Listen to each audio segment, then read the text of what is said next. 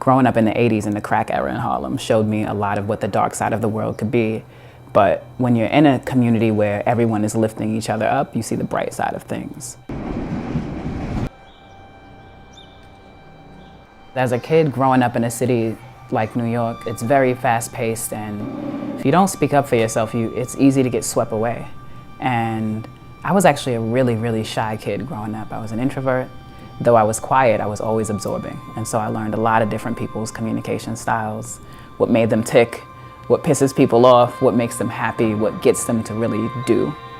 Over time, there were these opportunities that presented themselves, and if you don't learn to speak up for yourself, others will. And you may not like the story that they're telling about you.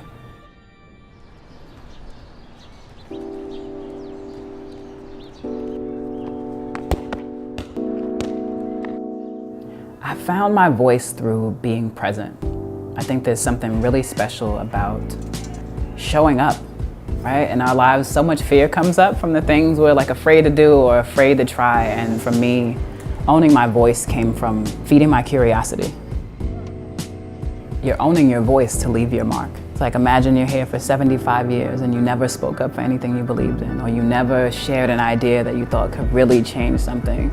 And I really think that in being here, if we're going to be here, there is a necessity to add value somewhere. And if you're not adding, you're subtracting.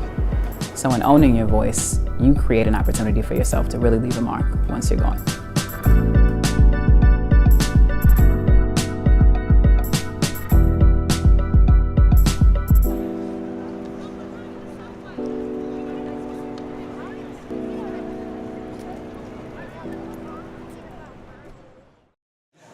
All right, so as you can probably imagine, I think a lot about the word legacy.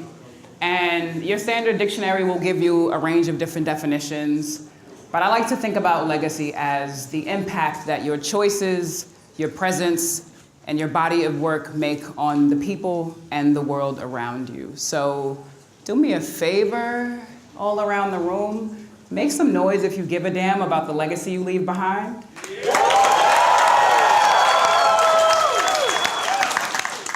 Y'all are really on fire today. That's good. That means I'm in the right place, because the world needs your story now. Now I'm going to ask that you all, and I can see you, so I'm going to ask that you all close your eyes for a second. Close them real tight, really, really tight. And I want you to think about the stories that you consume every day, whether they're on Facebook or Twitter or Instagram or CNN. Whatever news channel you subscribe to, think about the stories that you consume on a daily basis. The stories that motivate you, that sadden you, that frustrate you, that ignite you. From the Me Too movement to mosque attacks, from net neutrality to climate change, from DACA to still having to build a case for why Black lives and Black bodies matter. I want you to hold those stories in the front of your mind. Now I want you to open your eyes. So we're living in a world that often feels like it's laced with uncertainty, fear, concern, worry, right? And most folks might think that when those things are stacked up against us, there's no way to turn. But folks like me and you and everyone in this room know that that's just an opportunity to rise to the occasion. Am I right? Okay, good. So when we enter this conversation today about becoming who you are, we're going to explore what it requires to articulate the stories of your why you're here, what you came to do. Because before you can begin to pitch new solutions or innovate higher education, thank you for taking that on, or change the world around you, it's crucial, especially in this socio-political climate, that you're equipped to authentically express who you are, your purpose, and why you're here. That's a big thing to tackle, and we've only got 30 minutes, so I want to warm us up with a quick exercise. 2 stories.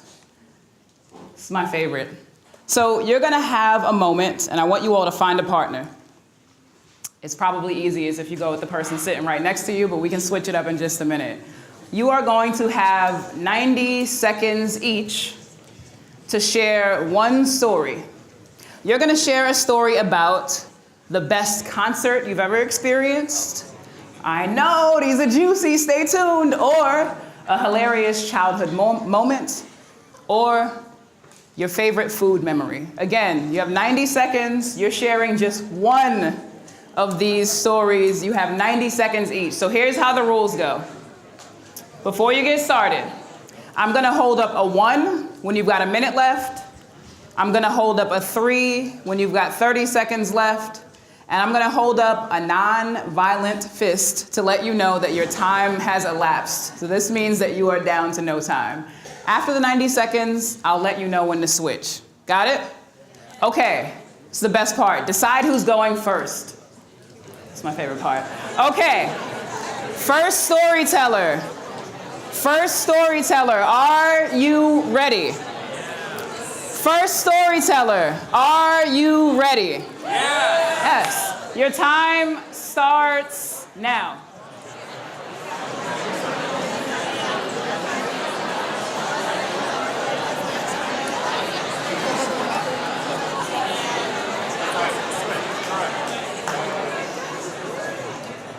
I always appreciate the solidarity fist. Thank you. It sends a little wave around. Okay. Raise your hand if you finished in under 90 seconds. Okay. Put your hands down. Raise your hand if you needed more than 90 seconds. Okay. All right. Okay. Yeah, we got our long-winded folks in here. That's okay. That's okay. I have an aunt who we talk every week. She calls me her advisor now. She's in a new season of her life. She's trying to go teach in Bali, and she has a habit of saying, one more thing before I hang up. And I was walking to the barbershop yesterday and I was showing my barber, I said, I'm just wrapping up with my aunt. And the call time was 2 hours and 5 minutes. So I know, sometimes it's hard to tell a story in 90 seconds, right? But I want you to think about, what did your body language look like when you were sharing a story about a fond memory, right?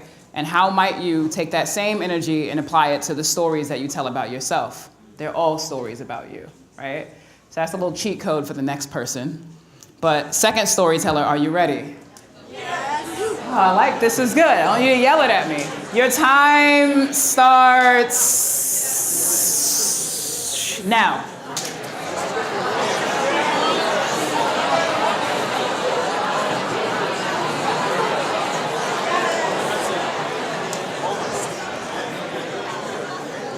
And time. All right. These are good stories when you're like, I just got to get this last sentence out. I know. Raise your hand if you got it in under 90 seconds. Okay. You can applaud yourself if that's what you're feeling. That's cool. Who needed a little more time, right? 90 seconds is kind of a long time, but also you're like, damn, that went by really fast, right? But there's something interesting that happens. I don't know how long you all have been talking to each other or if you've been kicking it for the whole summit, but the most successful form of communication is the type that sees in evoking an emotion. I saw people leaned in, I saw arms folded, I saw shocked faces, I saw WTF faces. There were a lot of different emotions being exchanged, right? And we have that same opportunity, whether we're telling stories about the world's best tuna sandwich or stories about who we are. So we're gonna make the challenge a little more complex because we contain multitudes, and I have a feeling you know where this is going. You're gonna have 60 seconds this time. I know.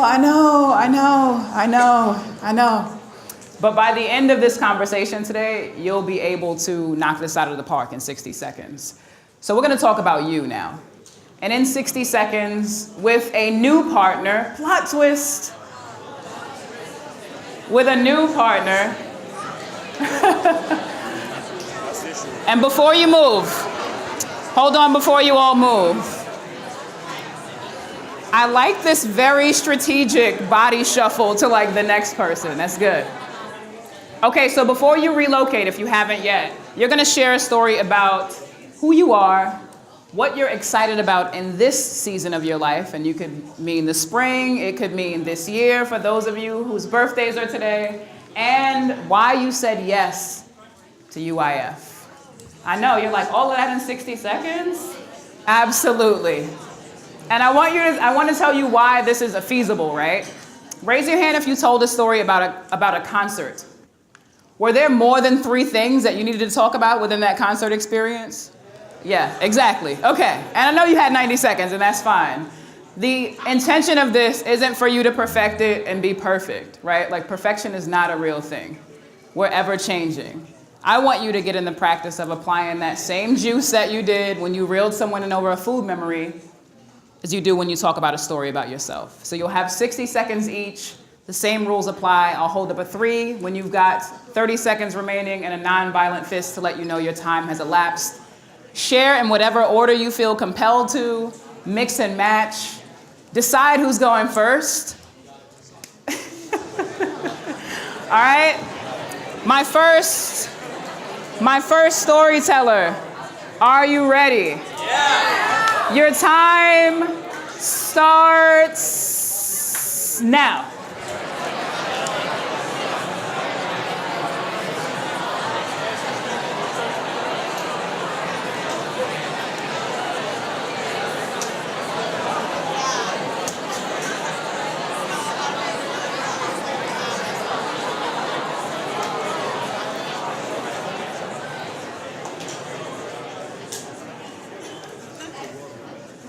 How was the 60-second round?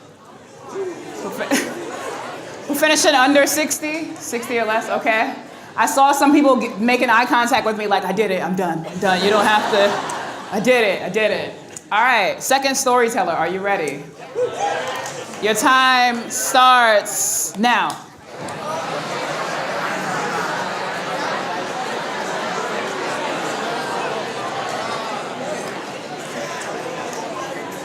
All right, so we can spend a lot of time debriefing this, but a lot of you look very proud. So that's a good indicator, but we're constantly talking about who we are, what we do, introducing ourselves, right? So I want to see something. Stand up if you knock it out of the park every time someone asks you to introduce yourself. Stand up if that's you. Okay, stand up if when someone tells you to tell them about yourself, they get it every time, you do really well, they know it. Stand up if that's you. Okay.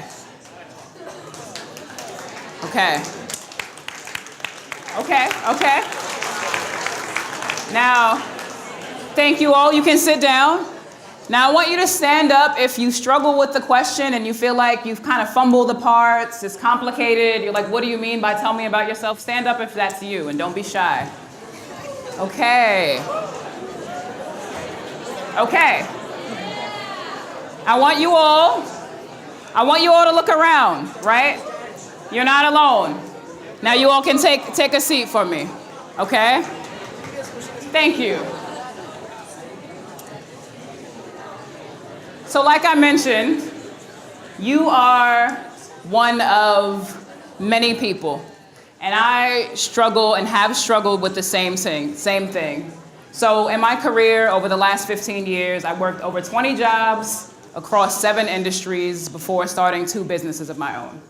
And so when I heard the question, tell me about yourself, it used to make me really anxious. I would get kind of flustered trying to figure out how I would juxtapose my reasoning for pivoting from radio to project management or education to communication. I thought people would think less of me because I'd done more or worn many, many hats. I've worked at a contracting firm doing project management for high-end residential construction in New York City. I've bagged groceries at Trader Joe's to learn the art of communication. I love Trader Joe's, and I was like, everybody looks so happy here. So let me figure out, like, there must be something in the water here at Trader Joe's. So I learned the art of successful customer service. I have managed artists. That's me on the end back when I had hair. With 2 artists that I was managing, we were down at South by Southwest. I've taken artists that I've managed and gone on the road. We traveled across the country for 3 years, producing concerts at low-income schools across the US, themed around getting students excited about leveraging higher learning to pursue their dreams. We don't have time, so I won't show you the video, but that's just to get you excited. I've also taught entrepreneurship and leadership at Oberlin College in Ohio, helping students figure out how to develop entrepreneurial skills and lead well in the world of work. I've done a lot of different jobs. And what I realized is that all of those quirks and that uniqueness, that's what makes you a one of one. So in order to fully step into who you are, this is a necessity, right? Because we don't have the luxury of subtraction, but we do get to choose how and where we add value. And the most important thing to remember is that how we arrive at change, how we become who we are, it's not a linear process. It's iterative. It happens over time. And so I started to think a lot about this process of becoming who you are and becoming. And before I started working my last job, I ended up transitioning and pivoting into creating an agency of my own, and that's Oratory Glory. And Oratory Glory has been many things over the years, but in its present form, it's a human development and education production agency. And essentially what that means is we curate tools, products, and learning experiences to help people reach their full potential, right? So in that work, there was something that I learned. Like a lot of you who stood up, whether we were coaching executives or designing learning experiences for universities or working with artists and entrepreneurial communities, the biggest hurdle they had was talking about the work that they do or talking about who they are. And so I started to dive a little bit deeper into that. And I spent 4 years on this learning and teaching journey developing a method called Tell Me About Yourself, also known as TME. And it became not just a book, but an entire ecosystem for helping people use a method to be able to articulate what their true north is. Because the challenge with the question, tell me about yourself, or what do you do, is it asks what instead of why, right? We're not what we do, but why we care is the foundation for a lot of the different things that we do and how we do them, right? So I want you all to hold that in the forefront of your minds when people are like, what do you do? You've got to change it to a different question. And I've taught Tell Me About Yourself to college students, to corporate companies and executives, at conferences to audiences of 500 people, which has always been really exciting. Most recently, I partnered with WeTransfer to turn the method into a digital learning experience, which the team here will share with you after the meetup. But I know we don't have all the time in the world today, but I want to share one of the steps from the process with you to help you begin to shape your stories even better. Is that all right? Yeah. Cool. So what you see up on this board here are what I like to call spaces of discovery. Let me go back. 1, 2, 3, 4. Last one. Come on. 1, 2, 3, 4. So you've got your background and interests, your values and beliefs, your passions and aspirations, and your skills and achievements. Just pretend skills and achievements is there. The trick is, if I toggle to the last one, it's going to go to the next slide. So, oh, really? Your background and interests, your values and beliefs, your passions and aspirations, and your skills and achievements, right? These are the 4 wells that we mine from when we're crafting stories about ourselves. So we're going to dig into each one. I didn't even know it jumped to the full screen, right? So I'm going to pose a couple of questions to you all as you think through these 4 spaces of discovery. So I like to think about your background and your interests as the things that have shaped and molded you. And you can take a photo of these questions, you can jot them down quickly, whatever you feel most moved by. And I encourage you to answer them in your own time. How has where you're from influenced who you are? How has where you're from influenced who you are? And I mentioned in the first video, the opening video, I grew up in Harlem in New York City. I'm the middle kid of 5. So growing up in a community that was on the surface, a community that was impoverished, I learned a lot about how to work together, how to share resources, how to do a lot with a little, right? So how has where you're from influenced who you are? Second question, what are some of your hobbies and interests? For some of you, it might be like basket weaving, basketball. I'm a big astrology person. What piqued your curiosity in them?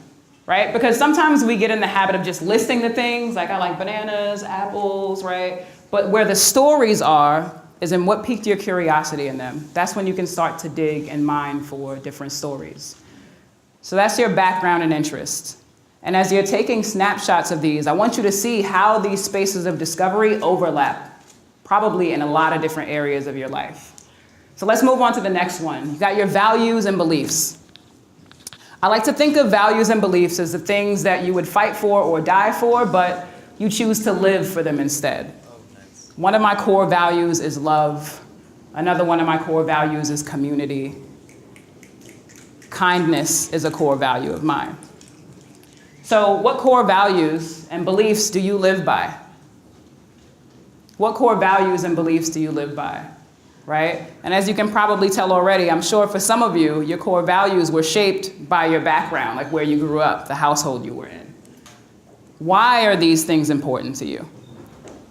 Well, love is important to me because I think it's the guiding compass for all things. And if we can unite at that core level, there's nothing that we can't do, right? So why are these things important to you? And are your endeavors in alignment with them? If so, how? Are your endeavors in alignment with your core values and beliefs? A lot of you who are going out into the world of work or are working now, it's easy for your core values and beliefs to get muddled by the job that you say yes to. So are they in alignment? Something to think about.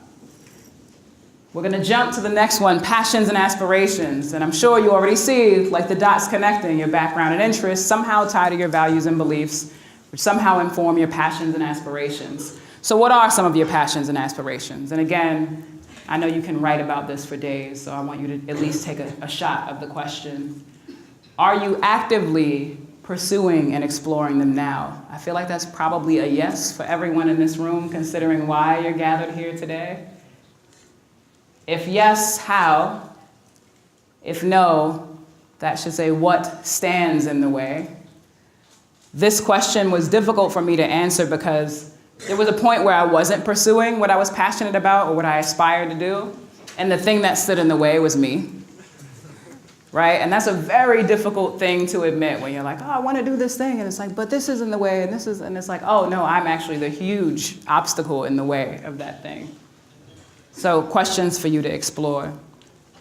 And the fourth space of discovery is your skills and achievements. Now do me a favor, raise your hand if you love to talk about your skills and achievements and things that you're good at.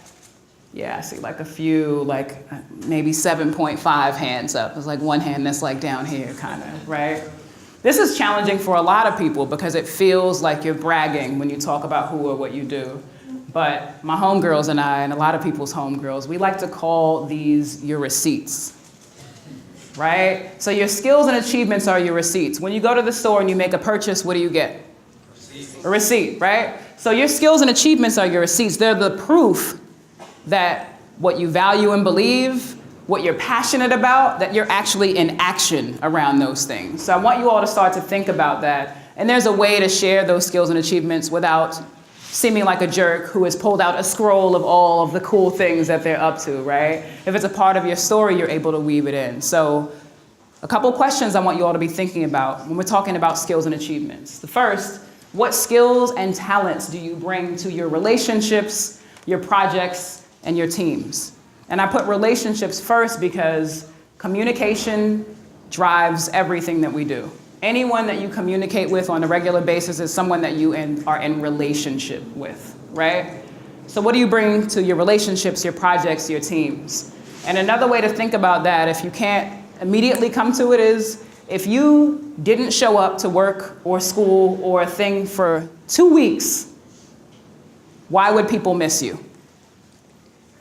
Why would people miss you? That's what you bring. The next is, what are you most proud of completing or starting over the last year? I ask this question because we get to determine what our achievements are, right? It doesn't have to be a medal or a diploma. It can be, myself, for example, I've been trying to practice Reiki daily. It's an hour and 33 minutes a day if you do the full practice. An hour and 33 minutes a day by myself as a person who has difficulty being still is very challenging.